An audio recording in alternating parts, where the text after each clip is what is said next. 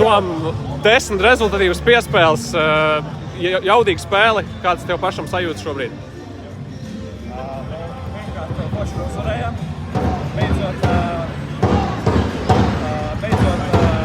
sajūtām laikam to spēli, protams.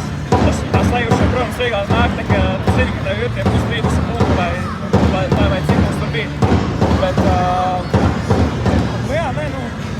Forši, ko lai saka. Jūs domājāt, otrajā puslaikā, ka tik pārvēršot šeit uzreiz nav pārspēt?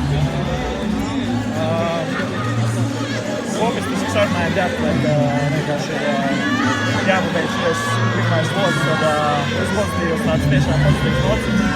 To mēs darījām un centāmies un to mēs Izskatījās, ka bija ļoti labi iejoties spēlē, iepriekšējo maču nespēlēja.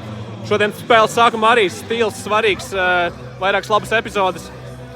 Kādas tev domas par šo? Es teiktu, ko es saku. Pagājušajā spēlē mēs uzvarējām. Viss kārtībā šoreiz arī dabūs spēlēt, protams, patīkam spēlēt, bet nenoliek, protams. Ļoti labi visu, ko lai saka. 2-0 tajā lokā, tā kā viss labi. Viņi kaut ko pārsteidza vai nē, vai tas, ko gaidījāt, to arī ieraudzījāt?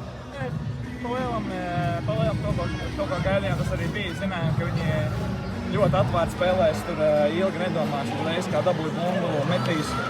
Tas mums arī bija, tas tā arī notika.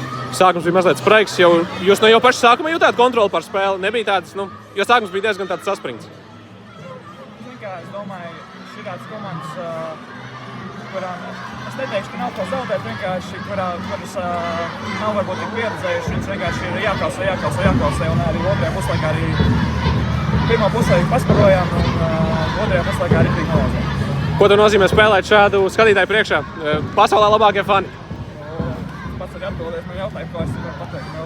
Labākie fani pasaulē iemetām 100, visi prasīja 100, to arī dabujām. Un neko, forši, ļoti forši.